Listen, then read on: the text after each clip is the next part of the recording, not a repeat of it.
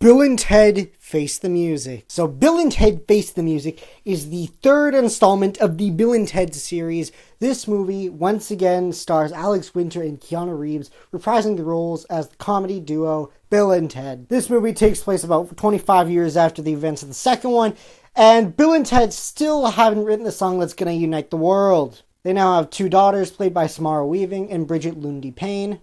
And they are totally not as popular as they used to be. So now the council from the future tells them that they have about 77 minutes to write the song that's gonna save the universe. And all reality as we know it. So now Bill and Ted are on their own little quest trying to steal the song from themselves. And their daughters are going on their own separate quest to gather a bunch of famous historical musical figures and make them be in a band together. And yeah, this is another Bill and Ted movie. We have to start off with what I really liked about it.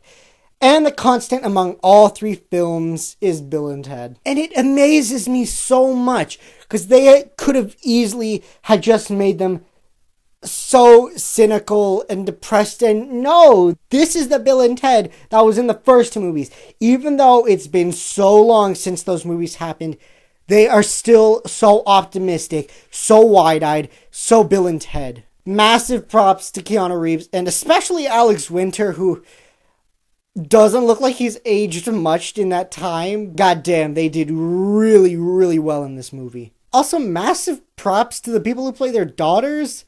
Because, well, I mean, it's a Bill and Ted impression. I found them endearing and lovable, kind of how I felt about Bill and Ted in Excellent Adventure. Also, the prospect of Bill and Ted going throughout time just to steal the music from themselves. There were some really funny moments with them doing that. Also, there is this really great scene that Bill and Ted and their wives have in couples therapy. Like, I chuckled for quite a bit. William Sadler is, of course, great as Death. And to see him actually come back and actually see him have, like, a pretty substantial role in this movie, I was pretty satisfied. I also really enjoyed seeing the daughters go through a time and seeing what historical musical figures they would get. That also led to some really funny scenes. There's also this robot named Dennis in the movie. First time I saw this movie, I thought he was funny, but he didn't do much for the movie. And then the second time I watched it, I liked him a little more.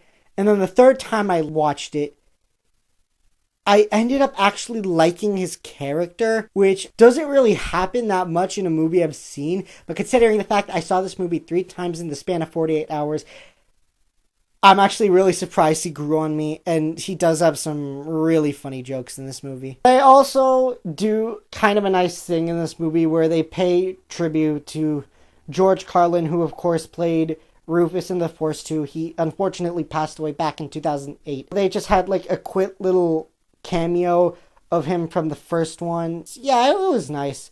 And there's also this new girl who kind of acts as the new Rufus. She's Rufus's daughter, and they named her Kelly after George Carlin's real-life daughter. Now let's get to some of the stuff I didn't entirely like about this movie. First thing, I wouldn't say I didn't like it, but I just wish it would have been used a little bit more.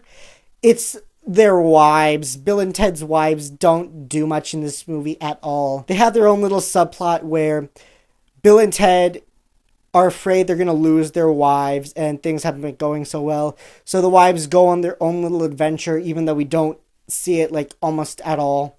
So that felt like it was a wasted opportunity. Some of the green screening in this isn't that good. There were some really key moments like near the beginning point to the middle point where I was like, oh, you guys are on a green screen and it's so obvious. But the rest of the effects weren't that bad. No spoilers, but the film is pretty damn abrupt when it ends. Which is actually a shame because the ending actually had quite a bit of emotion to it and I liked it. And I was just like, oh yes, this is so happy we're so... And, oh, okay. I didn't expect that. So I wish there would have been like a short little epilogue type deal, or at least like another 5 minutes just to show more. Other than that, there's not much I can say without ruining it or spoiling the movie. So all I'm going to say is I definitely recommend you check out Bill and Ted Face the Music if you're a fan of the other two or comedies in general, because the messages of Bill and Ted will probably hopefully forever be timeless. And of course you have them saying be excellent to each other and party on, dudes. I guess everyone forgot to be excellent to each other in those 29 years Bill and Ted weren't there. If there was ever a year that they needed to release a Bill and Ted movie, this would probably be that year. Complaints aside, I think Face the Music is a really enjoyable, kind of emotional, funny movie. Even though I don't think it's flawless, there are some pretty evident flaws. I still enjoyed watching it. I do recommend you get it for $19.99 for a whole 48 hours to rent. It's not a terrible deal. It's pretty good, actually. I really hope you guys enjoyed this review because this movie is really good and I enjoyed shooting this review. So, remember guys to always be excellent to each other and party on, dudes.